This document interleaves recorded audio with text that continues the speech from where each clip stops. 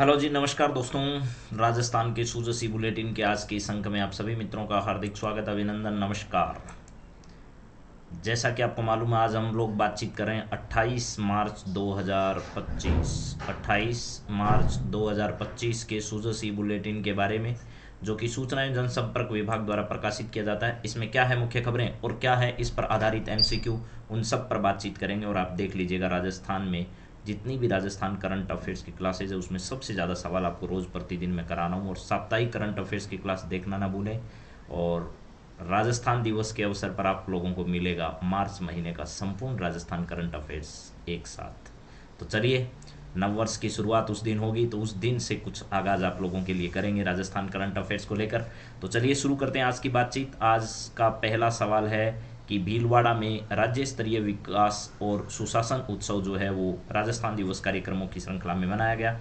राजस्थान को समृद्ध और विकसित बनाने के लिए कृत संकल्पित हैं। मुख्यमंत्री ने कहा कि हम लोग ऐसा करके रहेंगे। और इस समय राजस्थान के मुख्यमंत्री के द्वारा पत्रकारों के लिए हेल्थ कवरेज के लिए RJHS, देखिए सरकारी कर्मचारियों के लिए राजस्थान में RGHS एक स्कीम चल रही है। और यहाँ पर राजस्थान में RJHS स्कीम जो है वो पत्रकारों के लिए चलाई गई है। मुख्यमंत्री भजनलाल शर्मा ने कहा कि सबका साथ, सबका विकास, सबका विकास, सबका विश्वास और सबका प्रयास हमारे लिए सुशासन का मंत्र है। विकास और सुशासन के इस संकल्प में जनता का साथ हमारी ताकत है। राजस्थान को एक समृद्ध प्रदेश बनाएंगे। और ये कार्यक्रम आयोजित कहाँ पर हुआ? भीलवाड़ा में। और सुशासन उत्सव के नाम से इसका आयोजन किया गया, विकास और सुशासन का उत्सव। इसके बाद में बात करें तो राजस्थान दिवस 30 मार्च को मनाया जाएगा। इस दिन चैत्र शुक्ला प्रतिपदा है और नववर्ष का आगाज भी है। तो राजस्थान पत्रकारों के लिए स्वास्थ्य योजना का शुभारंभ कर दिया गया है। और उन्होंने कहा कि पत्रकार लोकतंत्र के प्रहरी हैं और चौथा स्तंभ पत्रकारिता है। और राजस्थान के सपनों को साकार करने के लिए इनके श्रम और समर्पण को सम्मान देते हुए हमारी सरकार जो है पत्रकार हेल्थ कवरेज जो है RJHS योजना का शुभारंभ कर रही है। स्वास्थ्य सेवाओं के बेहतरी के लिए चिकित्सा जो ऐप है वो भी लॉन्च कर दिया गया, ताकि घर बैठे मरीज जो है वो मोबाइल से अपॉइंटमेंट जो है वो डॉक्टरों से ले सकते हैं। पंडित दीनदयाल उपाध्याय शहरी विकास योजना जो कि URO के सिलेबस में थी, कि आज जारी हुए दिशा निर्देश शहरों और अधिक समृद्ध और सुविधाजनक बनाने की दिशा में एक क्या है, बड़ा कदम है। पिछली सरकार जो है वो शासन और भ्रष्टाचार का पर्याय था, इससे हमें कोई लेना देना नहीं है, ठीक है। सुशासन हमारे देश और प्रदेश की प्रगति की कुंजी है। हमारे राज्य में जो है वो बढ़ाई विकास की रफ्तार। यहाँ दो इम्पोर्टेंट बातें आप लोगों के लिए है। 2027 तक राज्य में दिन में बिजली देने का लक्ष्य बजट 2023-25 के अंतर्गत रखा गया। इसके अलावा जल जीवन मिशन जो है इसमें 12 लाख ग्रामीण परिवारों को नल से जल देने का घोषणा उन्होंने की थी और कहा कि अब तक हम 12 लाख लोगों को दे चुके हैं। इसके बाद राजस्थान राइजिंग समिट के दौरान कितने लाख करोड़ के MOU हुए थे?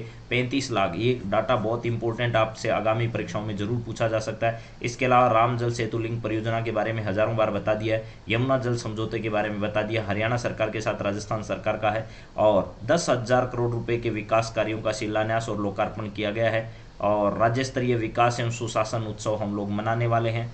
तो 10,000 करोड़ रुपए के विकास कार्यों का इस समय उन्होंने कहाँ से, भीलवाड़ा से आगाज जो है वो किया है। इन्होंने कहा कि हम लोग और भी नगरीय विकास से संबंधित डेलीगेशन के आदेश पर फायर NOC प्राप्त करने की प्रक्रिया के सरलीकरण, नए जिलों में DMFT के गठन, हरित अरावली विकास परियोजना, ये जरूर ध्यान रखना, हरित अरावली विकास परियोजना, अन्नपूर्णा भंडार, और जो भी नई नई योजनाएं हैं उनके नए जिलों के गठन के बाद वहां पर भी उपलब्ध कराने का कार्य हम लोग जो है वो समय पर करेंगे। राजस्थान विधानसभा के अध्यक्ष वासुदेव देवनानी ने 30 मार्च 1949 को चैत्र शुक्ला प्रतिपदा के दिन ही वृहद राजस्थान का जो है वो गठन हुआ था। और इसीलिए हम लोग जो है वो राजस्थान दिवस चैत्र शुक्ल प्रतिपदा के दिन मनाएंगे। यहाँ पर उप मुख्यमंत्री प्रेमचंद बैरवा भी उपस्थित रहे। इसके अलावा जन स्वास्थ्य अभियांत्रिकी मंत्री कन्हैया लाल चौधरी जो है वो भी यहाँ पर कार्यक्रम में उपस्थित रहे। तो चलिए इसके बाद में अगली बातचीत करते हैं। ये विभिन्न जिलों से खबर आई जो कार्यक्रम आयोजित हुए उनके राज्य स्तरीय कई कार्यक्रम, जैसे जैसलमेर में यहाँ पर आयोजित हुआ, इसके बाद जालोर में आयोजन हुआ, इसके बाद सवाई माधोपुर में हुआ, यहाँ जोधपुर में हुआ, इधर बूंदी में हुआ, पाली में हुआ, खेरथल, तिजारा, बारां, यहाँ सब जगह कार्यक्रम हुए। राजस्थान दिवस चैत्र शुक्ल प्रतिपदा को मनाने की ऐतिहासिक पहल है। और इन्होंने कहा कि जो प्रदेशवासी उन सबको शुभकामनाएं देते हैं, उनसे सशक्त, समर्थ, समृद्ध और अग्रणी राजस्थान बनाने के लिए संकल्पित होकर कार्य करने का हम आह्वान करते हैं। और चैत्र शुक्ल प्रतिपदा यानी उस दिन संवत 2006 था, जब 30 मार्च 1949 था, लौह पुरुष सरदार पटेल के प्रयासों से वृहद राजस्थान का उद्घाटन जो है वो किया गया था। तो हम लोग वापस जो 8 करोड़ राजस्थानी इस पर गर्व कर सकते हैं। युवा शक्ति से अपील क्या की है उन्होंने कि हम विकसित राजस्थान 2047 के मिशन को लेकर आगे बढ़ रहे हैं और देश के प्रधानमंत्री का विकसित भारत 2047 का जो संकल्प है उसमें राजस्थान भी अपना योगदान दे।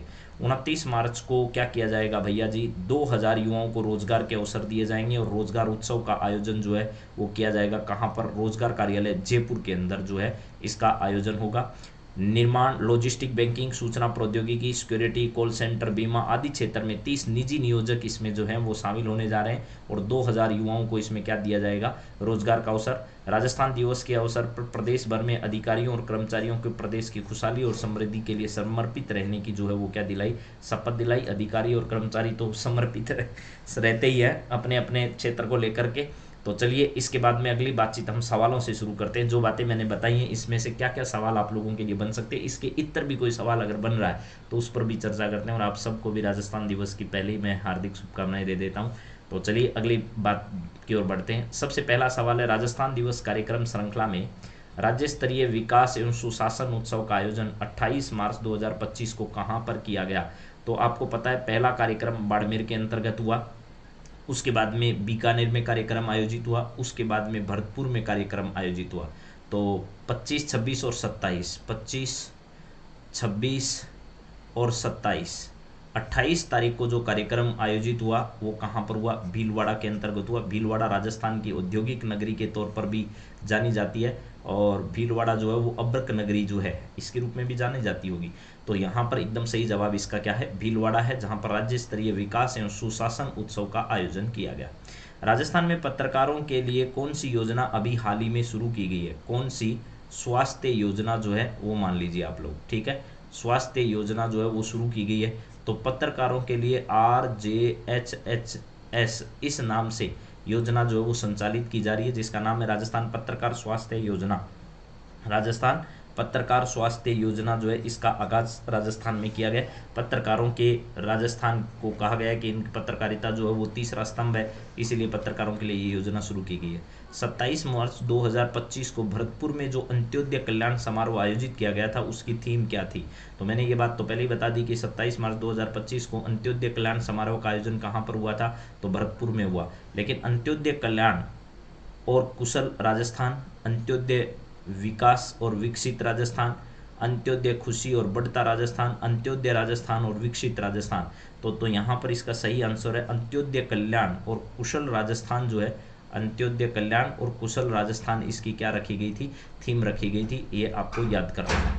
इसके बाद अगर बातचीत करें तो राजस्थान में कितने नए न्यायाधीश जो है इनकी अभी हाल ही में नियुक्ति की गई थी? तो राजस्थान में 4 नए न्यायाधीशों की नियुक्ति जो है वो की गई थी। आपको पता है इन न्यायाधीशों की नियुक्ति के लिए जो है वो सुप्रीम कोर्ट पहले क्या करता है? अपना सिफारिश जो वो किसको भेजता है? सरकार को भेजता है और सरकार उसको क्या करती है? मंजूरी प्रदान करती है। तो सुप्रीम कोर्ट के कोलेजियम जो है, सुप्रीम कोर्ट का क्या है जी? कोलेजियम है, उस कोलेजियम की सिफारिश पर केंद्र सरकार उस पर मोहर लगाती है। तो यहाँ पर इसका सही जवाब होगा 4 न्यायाधीशों की राजस्थान में क्या की गई है? यहाँ पर जो है वो नियुक्ति की गई है। और राजस्थान हाईकोर्ट के जो वर्तमान में मुख्य न्यायाधीश हैं वो हैं MM श्रीवास्तव। क्या है? MM श्रीवास्तव है, उनके द्वारा क्या की गई? शपथ दिलाई गई। MM श्रीवास्तव जो है उनके द्वारा उनको क्या की गई? शपथ अभी हाल ही में दिलाई गई है। तो राजस्थान में कुल जो है वो 50 न्यायाधीशों के पद हैं, उसमें से अब जो पद हैं वो भर चुके हैं कितने? इन 4 न्यायाधीशों की नियुक्ति के बाद 38 न्यायाधीश हो चुके हैं। राजस्थान जो हाई कोर्ट है वो कहाँ पर है जी? जोधपुर के अंदर है। राजस्थान हाई कोर्ट जो है वो कहाँ है?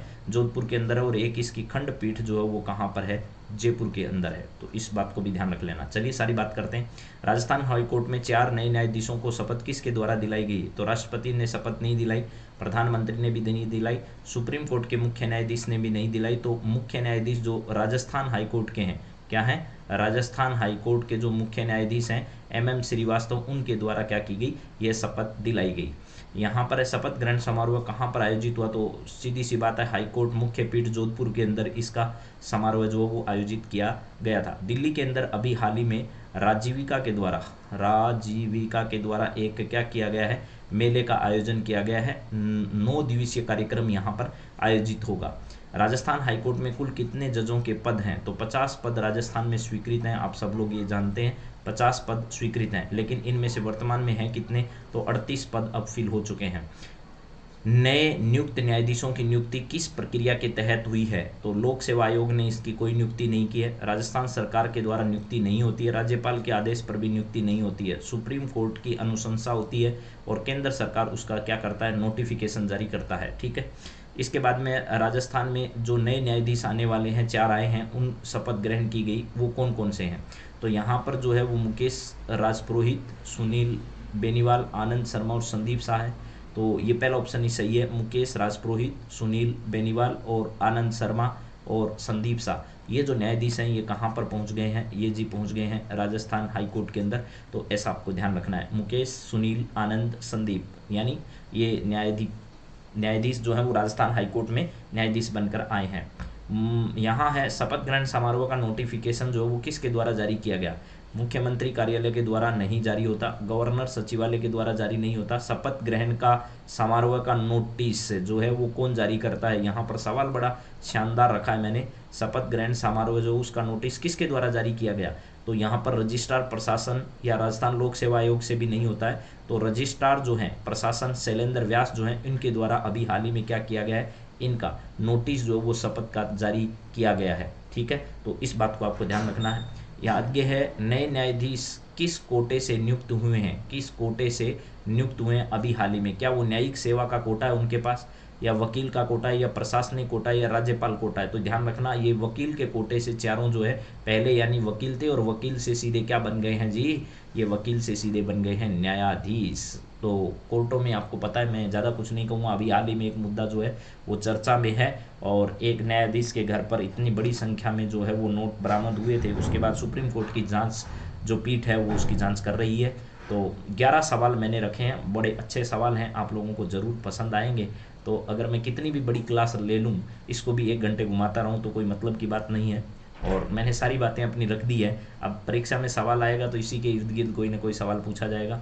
तो कल हम सप्ताह भर के करंट अफेयर्स जो है उसकी भी बातचीत करेंगे, और इसके अलावा हो सकता है तो मैं आपके पूरे मार्च महीने का करंट अफेयर्स भी आपके सामने राजस्थान का रखूँगा। तो have a nice day and night. Thank you.